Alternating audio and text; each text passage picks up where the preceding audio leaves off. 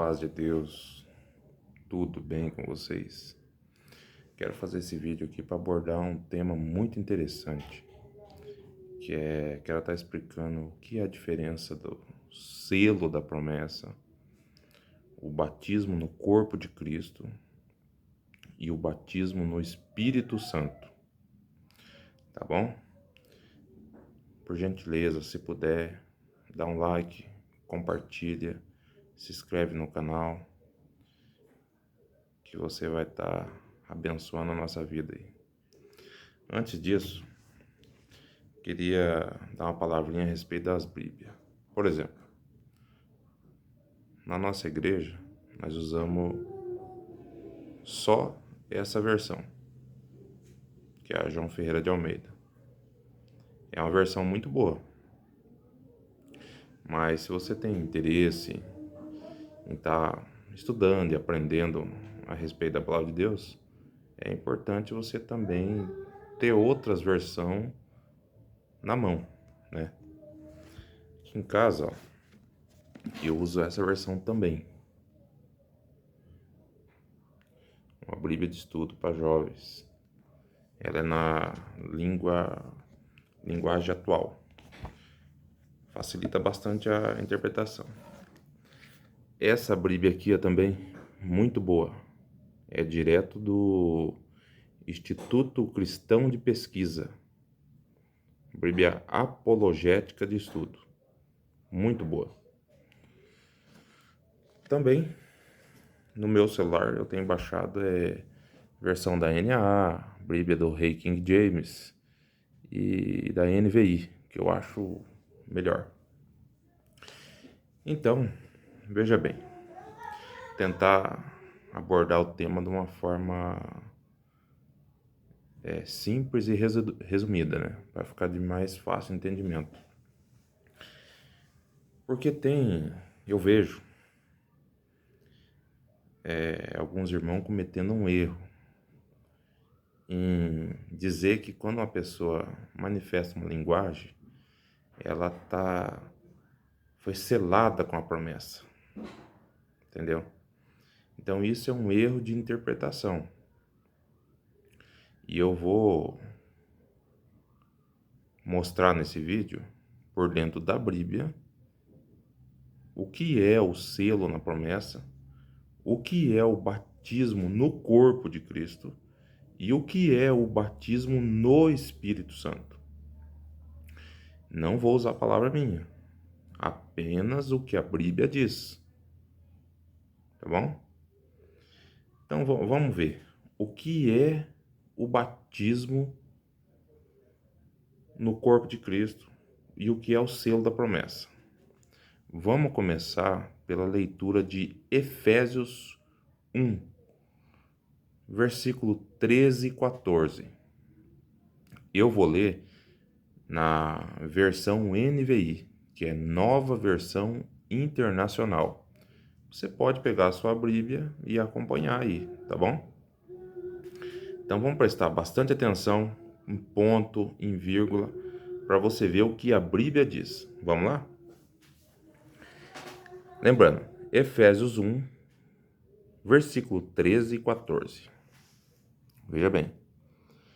Quando vocês ouviram a palavra da verdade, o evangelho da sua salvação, e creram nele, vamos ver o que aconteceu?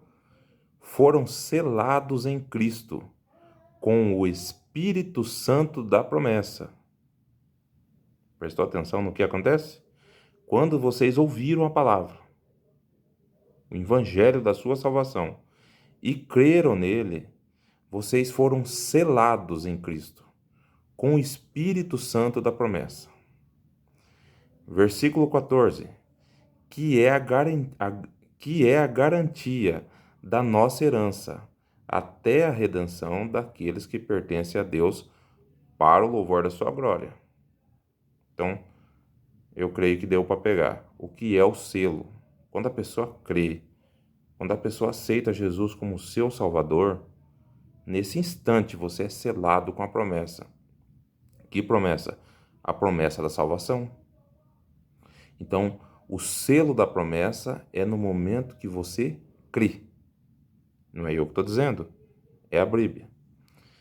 Vamos com uma outra passagem que está em 2 aos Coríntios, capítulo 1, versículo 21 e 22. Deixa eu só achar aqui, nós já vamos fazer a leitura.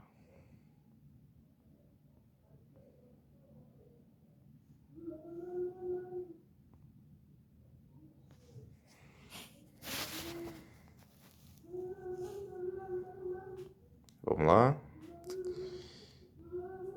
2 aos Coríntios, capítulo 1, versículo 21 e 22. Está falando do selo. Veja bem. Ora, é Deus quem faz que nós e vocês permanecemos firmes em Cristo. Ele nos ungiu, ou seja, nos separou, nos selou, selo, versículo 22, nos selou como sua propriedade e pôs o seu Espírito no nosso coração como garantia do que está por vir. Então eu creio que ficou bem claro, ó. O selo. O que é o selo? No momento que você crê, você é selado. E o que ele é, o selo? Você é uma garantia. Garantia, como diz no versículo 22, ele nos selou como propriedade. A partir do momento que você crê e se arrepende, você é selado. Você passa a ter Jesus como seu Senhor e Salvador e você recebe o selo do quê? Você é propriedade de Jesus Cristo. Você é selado, você passa a ser propriedade que serve, e ele coloca quem você? O selo, e pôs no versículo 22, ó, e pôs o seu Espírito no nosso coração como garantia do que está por vir. Então veja, o selo, ele é garantia. Você é propriedade de Jesus Cristo. Se você creu, se arrependeu, você tem Jesus como teu único Senhor e Salvador, confessou com a boca e com o coração, você tem o selo. O que é o selo? Garantia. Então eu creio que o selo ficou claro. A própria Bíblia respondeu. Agora vamos ver o que é o batismo no corpo de Cristo. Vamos a 2 aos Coríntios, versículo 21, 22.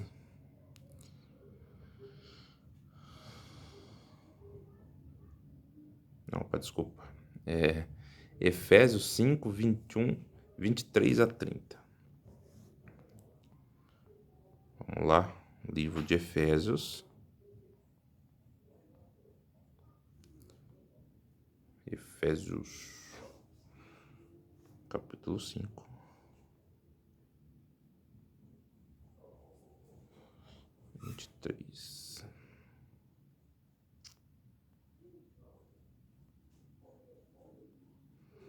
Aqui vai falar o que é o corpo de Cristo.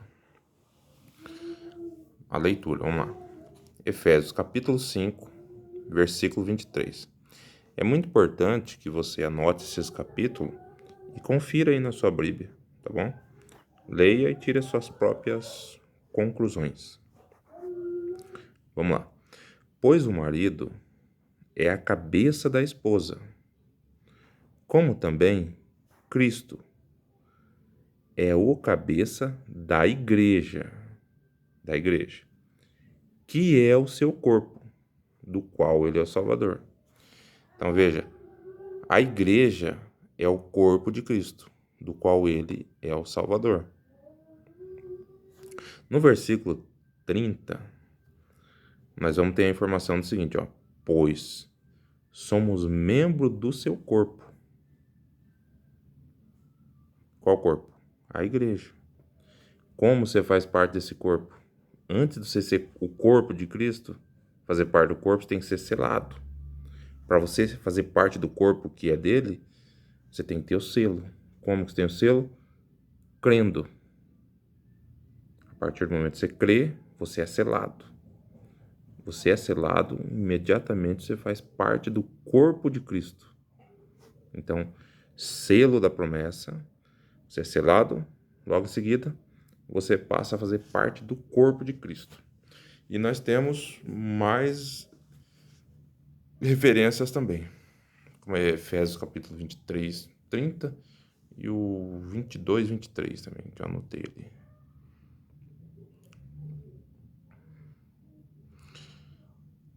Então, agora vamos ver o que é o batismo no Espírito Santo. Eu gostaria de ler com vocês as passagens. Primeiramente, o que é o batismo no Espírito Santo? Ele é uma promessa. Queria que os irmãos prestassem atenção que as promessas, as profecias bíblicas, ela é progressiva, ela vai sendo revelada. Aonde é que nós vamos ter a primeira referência ao batismo no Espírito Santo? É no Novo Testamento? Não, porque geralmente as pessoas se ligam na passagem de Atos, né? Mas a primeira referência do batismo com o Espírito Santo está no Velho Testamento, no livro de Joel, capítulo 2, versículo 28.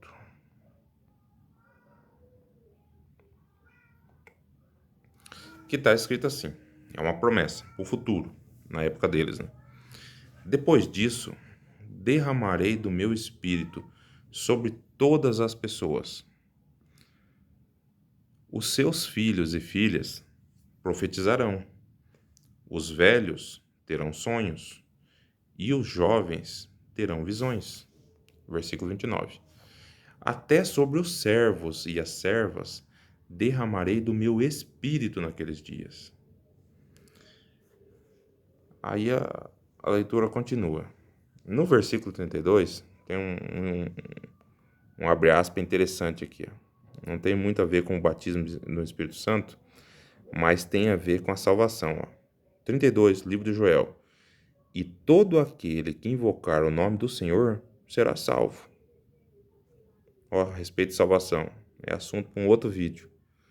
Pois conforme prometeu o Senhor no Monte Sião e em Jerusalém, haverá livramento, até mesmo entre os sobreviventes, aqueles a quem o Senhor chamar. Então, nessa primeira parte do versículo, ainda vou fazer um outro vídeo a respeito de salvação. Qual é a condição da salvação? Você pode ver que na Bíblia inteira vai ser aquele que crer, né? Como aqui já está pré-anunciando, no versículo 32 do livro de Joel. E todo aquele que invocar o nome do Senhor será salvo. Mas, continuando no assunto a respeito do batismo no Espírito Santo, então vamos lembrar, a revelação é progressiva. Primeiramente foi no livro de Joel. Agora nós vamos para João, capítulo 20, versículo 21 e 22. Procura aí na sua Bíblia, por gentileza. João, capítulo 20, versículo 21 e 22. Vamos ver, ó, é o mesmo assunto em vários pontos da Bíblia em sequência, porque a gente acha na Bíblia muito assim, você tem que fazer a ligação de um assunto. Ele vai ter em várias partes da Bíblia, então você tem que tirar todos esses assuntos fora para você fazer a comparação, para você entender do que é que está falando. Então, o batismo no Espírito Santo, nós começa no livro de Joel, capítulo 2, versículo 28. Agora nós vamos para o livro de João, 20, 21 a 22. O que Jesus disse? Novamente, Jesus disse: paz seja com vocês. Como o Pai me enviou, assim eu os envio. Depois de dizer isso, soprou sobre eles e disse: recebam o Espírito Santo. Então veja bem, a leitura continua, o contexto é outro. Só que nós temos a informação, qual a informação em João 20, versículo 21 a 22? Nesse momento, os discípulos receberam o Espírito Santo. Eles falaram em novas línguas? Não. Eles apenas estavam cheios do Espírito Santo. Mas ainda não estavam falando nova língua. Eles tinham a guia do Espírito Santo, o direcionamento. Mas eles ainda não eram batizados com o Espírito Santo. Entendeu? É muito interessante a gente frisar essas diferenças.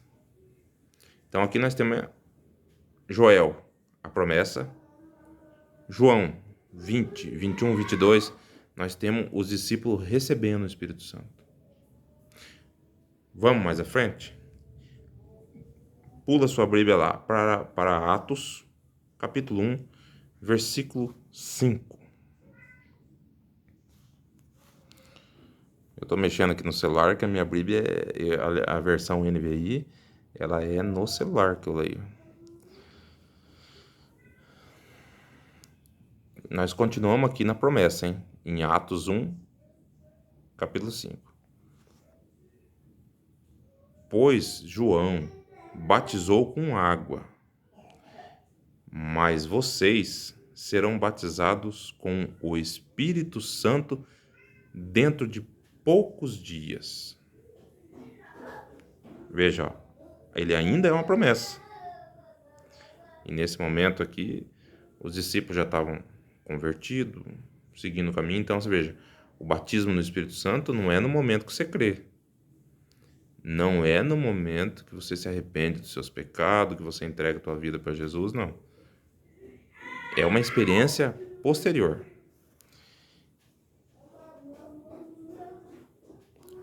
Agora, nós estamos tendo informação. Vocês veem a diferença do que é o batismo no Espírito Santo, o que é selo de promessa, o que é batismo no corpo. Nós tivemos a promessa do batismo com o Espírito Santo no livro do profeta Joel, capítulo 2, versículo 28, em Atos 1, 5. E ele tem mais referência aí, que eu não anotei todas, eu fiz um resumo.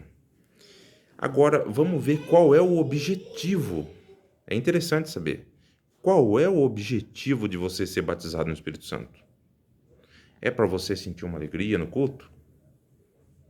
Tem objetivo. E a Bíblia também diz. E está no livro de Atos, capítulo 1, versículo 8.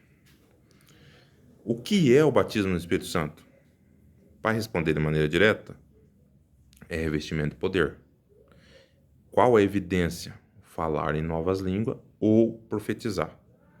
Mas isso, assim, para detalhar o que é o batismo no Espírito Santo, também é um assunto para um outro vídeo inteiro. Então, estou resumindo. Atos 1, 8. Promessa de Jesus. Mas vocês receberão poder quando o Espírito Santo descer sobre vocês. E o que vai acontecer? E serão minhas testemunhas, tanto em Jerusalém, como em toda a Judéia e Samária e até os confins da terra. Essas palavras foi do próprio Jesus. Agora vamos para o cumprimento da promessa, que está em Atos, capítulo 2, a partir do versículo 2.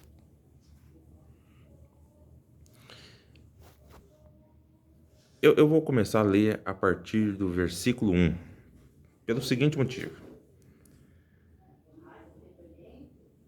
Tem muita gente que às vezes tem uma certa crítica a nós pentecostal, a respeito da pessoa estar buscando em oração, grupo de oração, etc e tal. Mas os discípulos, deixa eu até voltar para o capítulo 1 aqui. Os discípulos, eles estavam num grupo de mais ou menos 120 pessoas. E depois da promessa de Jesus, que foi em Atos 1, versículo 8, o que é que eles fizeram? Ó, no 12. Vamos ver o que os discípulos fez? Então, eles voltaram a Jerusalém desde um monte chamado das Oliveiras, cuja distância da cidade é de uma caminhada de um sábado, ou seja, é mais ou menos 11 quilômetros.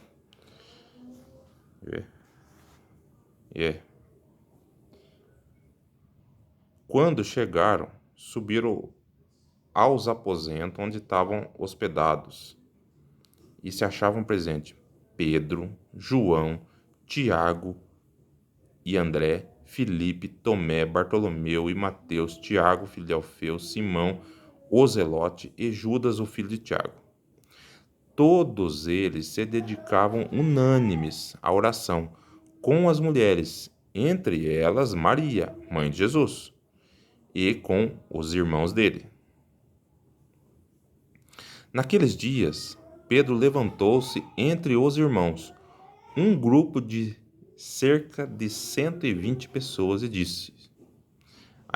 Vamos falar, eu não vou me alongar aqui, mas só queria dar essa saidinha fora do vídeo, do tema do vídeo, para dizer assim, ó, hoje em dia, você que gosta de participar de um grupo de oração, que você busca o Senhor, você vive em oração, você está certo. Antes disso, antes de receber o Espírito Santo, os discípulos receberam o Espírito Santo, o batismo no Espírito Santo, é isso que eles fizeram. Eles perseveraram em oração, até que chegou o dia da promessa. E vamos lá, em Atos 2, versículo 2. Aí nós chegou finalmente no que é o batismo com o Espírito Santo. De repente, veio do céu um som, como de um vento muito forte, e encheu toda a casa na qual estavam sentados. Apareceram línguas de fogo, que se separaram e pousaram sobre cada um deles. Versículo 4. Todos ficaram cheios do Espírito Santo e começaram a falar em outras línguas, conforme o Espírito Santo permitia que se expressasse. Então, de uma forma resumida, cada assunto desse tem mais versículos na Bíblia que pode ser estudado. Então, eu acho que ficou claro. Para resumir, o que é o batismo no Espírito Santo, o que é o selo da promessa e o que é o batismo no corpo de Cristo. Como você que chegou ao fim do vídeo, você pôde ver todo o assunto que eu apresentei, eu li a Bíblia para você, eu não falei de mim mesmo. É a palavra de Deus falando. Então é só a gente entender que há uma diferença entre um assunto e outro assunto. Então ficou claro que o selo na promessa é no momento que você crê. No momento que você se arrepende, que você crê, que você entrega a sua vida a Jesus, você é servo. Um outro porém, um servo perde o direito à vida. Você entregou a sua vida a Jesus, perdeu o direito à vida. Você recebe o selo da promessa. O que é o selo da promessa? Promessa de salvação, garantia da vida eterna. Então, o selo da promessa é uma coisa. A partir do momento que você é selado, você é imerso no corpo de Cristo. Você faz parte da igreja. O que é a igreja na Bíblia? A igreja é o corpo místico de Cristo, como tem inúmeras provas no Novo Testamento. Selo, você é imerso no corpo. Esse é um assunto. Batismo com o Espírito Santo, falar em novas línguas ou profetizar é um outro assunto. Então, quando você vê uma pessoa que fala em outras línguas ou profetiza, veja bem, ela não é selada com a promessa, ela é batizada no Espírito Santo. Então é importante, toda dúvida, todo assunto que você tiver, você tem que ver assim, a tua pergunta é a seguinte: se você pôr na sua vida como regra de fé, o que é que a Bíblia diz? Opa, vou lá ver. Não pode ser o que o irmão testemunhou, ou que o irmão explicou. Confere. Tudo que eu li aqui para você, pega a sua Bíblia, confere. Escolha uma versão. Se puder, compre uma nova Bíblia, uma versão mais atualizada, e passe a estudar a Bíblia. Entendeu? Então temos bastante situação que é interessante a gente estar explicando, porque senão as pessoas pegam um sentido diferente. Outros assuntos também. O que é profecia no Novo Testamento? O que é o profeta do Novo Testamento e do Velho Testamento é igual? A princípio já digo que não. Profeta no Novo Testamento é diferente do profeta do Velho Testamento. Tá, mas isso é um outro assunto. Então é interessante. Eu só estou dando pequenos exemplos. Quando você tiver um assunto assim, não se agarre na experiência que você tem no teu dia a dia. Tipo assim, eu vou na minha igreja e lá é assim, o pastor diz assim, o operador diz assim, o ancião diz assim. Você que é cristão, se você tem amor na palavra de Deus, se preocupe com o que a Bíblia diz. Por exemplo, eu tenho uma regra de fé comigo. Se você faz parte da igreja, que é igreja, é o corpo místico de Cristo, ou seja, igreja é igual corpo místico de Cristo. Se você faz parte dessa igreja de Cristo, não importa em qual casa de oração você vá, não importa se você se congrega na igreja A ou na igreja B. Se você faz parte desse corpo, não importa em qual casa de oração que você vai orar, em qual casa de oração que você vai louvar, em qual casa de oração que você vai ouvir a palavra de Deus. A partir do momento que você tiver esse selo da promessa, que é a garantia, se você tem o selo, se você tem a garantia, você tem essa confiança, você não vai se preocupar se você faz parte da igreja da placa tal ou da placa tal. Tá bom? Então, meus irmãos, o convite é: leia a palavra de Deus. Se interesse pelo que está escrito aqui, ó. A Bíblia é a palavra de Deus. Apenas a Bíblia é a palavra de Deus. Então, é interessante, sabe? Por exemplo, assim, para nós, eu sou membro da Congregação Cristã no Brasil, mas faço parte da Igreja de Cristo, me congrego lá. Todo mundo que tem o inário tem os 10 pontos de doutrina atrás. Olha lá, cada ponto de doutrina tem uma referência bíblica. Não leia só os pontos, leia a referência também. Porque a referência bíblica é mais importante que os pontos. Entendeu? Então a gente não pode ser um cristão superficial. Entendeu? Você tem que, um culto, ele tem que ser de louvor, súplica e aprendizado da palavra. Né? Também será assunto para um próximo vídeo. Qual é o verdadeiro culto? É aquele que você vai na igreja e faz? Ou é o teu testemunho? É a forma que você cultua na rua? No dia a dia, no seu serviço, na sua casa, como pai, como filho, como marido? Então, fica esse chamado, esse alerta, um convite a pensar, tá bom?